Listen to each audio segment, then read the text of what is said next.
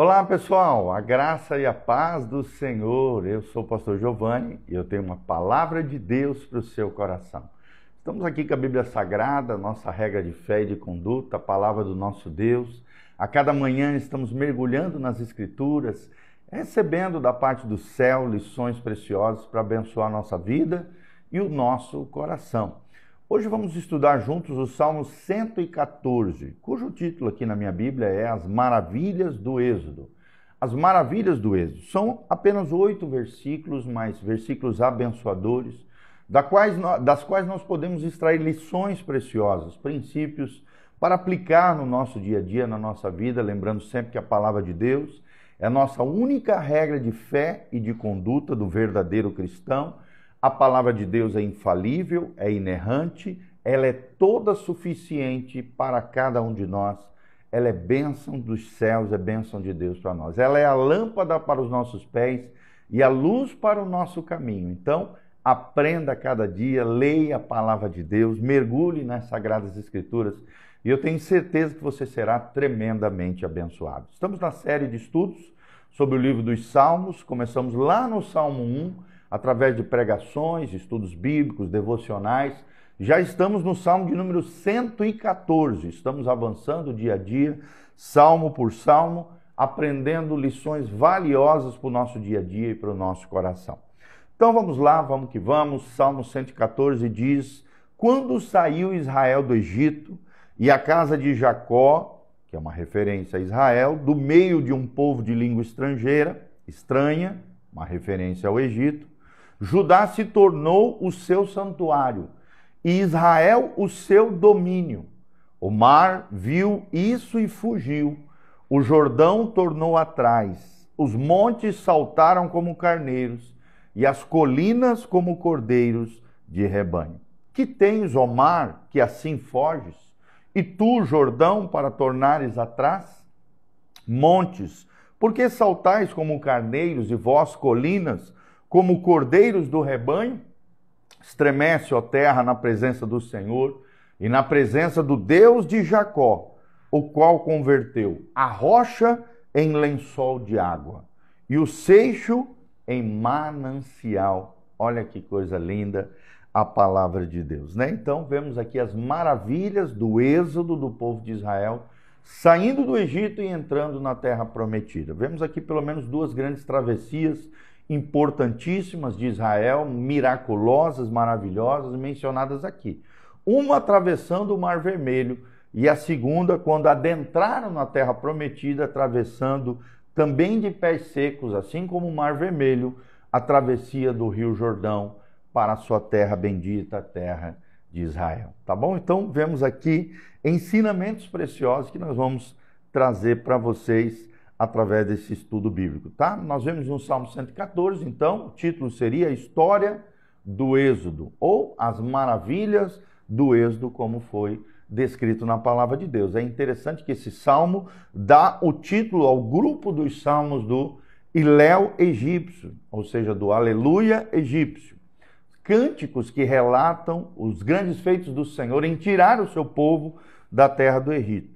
Registra aqui atos poderosos de Deus na libertação de Israel, tirando do Egito e levando à terra prometida. O salmo anterior enaltece a majestade de Deus. Agora nós vemos ilustrado aqui o Deus que controla a história e controla todas as coisas. O Deus que exerce sobre a criação no tempo do Êxodo uma grande libertação no meio do seu povo. É interessante que esse salmo descreve também o êxodo de Israel do Egito, a provisão do Senhor na jornada do povo pelo deserto e sua entrada à terra prometida e a conquista de seus inimigos, conforme descreve o texto sagrado. Então, o salmo é sobre Deus, revela o seu relacionamento cheio de graça para com o seu povo escolhido, aqui no caso Israel, e é tremendo porque Deus é descrito como conduzindo aqui o seu povo do Egito a Canaã e fazendo com que toda a terra se emocione com a sua vinda. As coisas inanimadas são representadas como imitando os atos das criaturas vivas, quando o Senhor passa no meio deles. O Deus de Jacó é exaltado como tendo domínio sobre rios, sobre mar, sobre montes, e fazendo com que toda a natureza preste respeito à sua glória e à sua majestade. É claro aqui que a glória é a majestade de Deus. É interessante que o Êxodo, amados, foi um evento assaz, importante na história da redenção do povo de Israel. E para nós também, cristãos, porque aponta para a libertação que Jesus realizou para o seu povo através da cruz do Calvário. Ou seja, é um tipo, é um símbolo, uma metáfora, mas também foi literal, aconteceu, histórica. É um tipo e um símbolo da cruz do Calvário, da libertação que nós recebemos através de Jesus Cristo na cruz do Calvário. O Egito é um símbolo do mundo. Faraó é um símbolo do diabo. A saída do Egito é um símbolo da redenção que Jesus Cristo nos oferece. A jornada rumo à terra prometida é um símbolo da caminhada da igreja rumo a Canaã celestial, que é o céu. A família de Jacó desceu ao Egito com apenas 70 almas, 70 pessoas. E de lá saiu como uma numerosa nação. Eles não saíram da escravidão por iniciativa própria, nem pela força do seu braço, mas sim pela poderosa mão de Deus, o braço forte do Senhor. Igualmente, nós também não somos salvos pelo nosso próprio esforço, mas sim pela obra extraordinária, graciosa do nosso Deus. Obra extraordinária do nosso Deus. Então, em primeiro lugar, vemos o versículo 1 falando da definição do Êxodo. Ponto 1, a definição do Êxodo. O escritor aqui registra que foi o que foi o Êxodo, né? Quando saiu Israel do Egito e a casa de Jacó do meio de um povo de língua estranha. É interessante que Israel desceu ao Egito debaixo dos favores de Faraó, mas com o tempo a memória de José do Egito foi esquecida, né? O povo foi se esquecendo, então o povo passou a ser oprimido, opressão, esta que foi além dos trabalhos forçados, uma vez que os filhos dos hebreus deveriam ser assassinados logo depois de nascer. Nós vemos aqui a opressão sobre os hebreus, que clamaram a Deus, e o Senhor viu a sua aflição, ouviu o seu clamor e desceu através de Moisés para libertá-los. Foram libertos com mão forte e poderosa do Senhor. O Senhor tirou o seu povo da terra da servidão. Seus opressores e capatazes cruéis tinham uma língua estranha, ininteligível para eles, e tiveram que aprender essa língua para cumprir suas ordens injustas e desumanas. Nas palavras de Spurgeon, a língua de capatazes estrangeiros jamais é como música para os ouvidos de um exilado. É óbvio aqui que Israel não podia se sentir em casa no Egito, pois este representava o mundo e a escravidão dos pecadores sob o jugo das forças do mal. É o que diz Efésios 2, de 1 a 3. Mas foi desse ambiente estranho e doloroso que Deus os libertou. O Êxodo é mencionado com frequência no livro dos Salmos. Nós vemos no Salmo 74, 77, 78, 106, 136 menções acerca da saída do povo de Israel do Êxodo. Foi um grande livramento de Israel do Egito e marcou aqui o nascimento de Israel como nação organizada, como nação, né, agora por Moisés, esse grande líder, profeta, estadista de Israel, né? O povo estava livre para servir ao Senhor. É interessante que todo o Antigo Testamento e o Êxodo é entendido como a base da fé do povo de Israel no poder redentor de Deus, do grande Deus de Israel. Ele é o tema que unifica todo o Antigo Testamento e é retomado esse conceito neotestamentário na ressurreição de Cristo, dando unidade à Bíblia inteira, tá bom? Segundo ponto que queremos trazer para vocês é o propósito do Êxodo. Qual foi o propósito do Êxodo?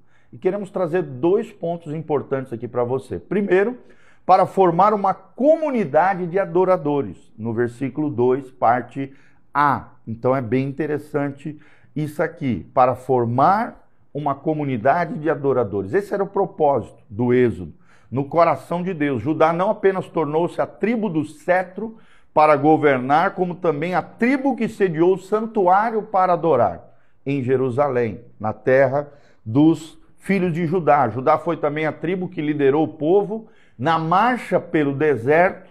É interessante que o Senhor não apenas separou o povo de Israel do Egito, como também os separou para si, pois eram seu povo, seu tesouro e a sua herança. Segunda verdade, segundo momento que vemos é que o porquê, qual foi o propósito do êxodo, é que foi para formar uma comunidade também de servos. Não qualquer servo, mas servos do Senhor. Israel teve profetas, Israel teve sacerdotes, Israel teve reis, mas o próprio Deus governou a Judá e a Israel. As designações Judá e Israel referem-se à nação como um todo, né? E não os dois reinos que se formaram depois da morte de Salomão. É interessante que Warren Wiersbe, um grande comentarista da Bíblia, diz que Judá era o lugar onde ficava não apenas o santuário de Deus, mas também o seu trono. Lá em Êxodo 19:6 vemos isso. Davi e seus descendentes eram os governantes escolhidos por Deus. Eram, portanto, representantes de Deus e deveriam obedecer à sua lei. Deus fez uma aliança com Davi, na qual prometeu um trono eterno e um herdeiro que ocuparia esse trono para sempre, e nós sabemos que era uma referência profética de Jesus, 2 Samuel, capítulo 7. O trono de Davi não existe mais. Vemos lá em Oséias 3, 4 e 5. Mas essa aliança cumpriu-se em Jesus Cristo, é o que nós vemos em Lucas 1, 30 a 33 e 68 a 73. Um dia, Jesus Cristo se assentará no trono de Davi e o seu governo estará sobre os seus ombros. É o que promete profeticamente Isaías 9, versículo 6. Terceiro ponto, a jornada do Êxodo, do versículo 3 ao versículo 6. Destacamos aqui duas verdades importantes.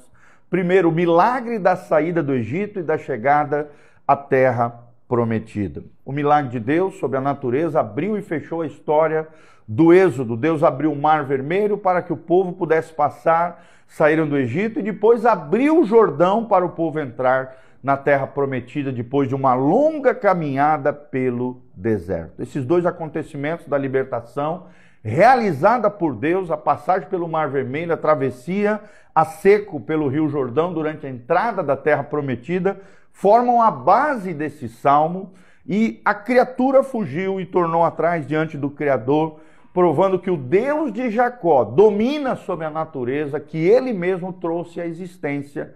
Ou seja, o mar se encolhe diante da presença do Senhor, o rio da marcha, diante da marcha do Todo-Poderoso, toda a natureza ouve a sua voz, obedece o seu comando e presta reverência à sua suprema majestade. Num segundo momento, vemos a exultação da natureza. Do versículo 4 ao versículo 6, a natureza está sujeita aos comandos de Deus e se alegra em suas obras maravilhosas. Primeiro, porque a natureza celebra a libertação do povo de Deus, no versículo 4 e 6. Segundo, porque a natureza abre caminhos para o povo de Deus passar, no versículo 5 desse lindo trecho, e é tremendo isso. Nosso quarto ponto, a ordem à terra. A ordem à terra, os dois últimos versículos desse Salmo, 7 e 8. A ideia central desse Salmo é que Deus foi adiante do seu povo e tudo na natureza estremeceu com a sua presença e obedeceu a sua vontade, a vontade de Deus.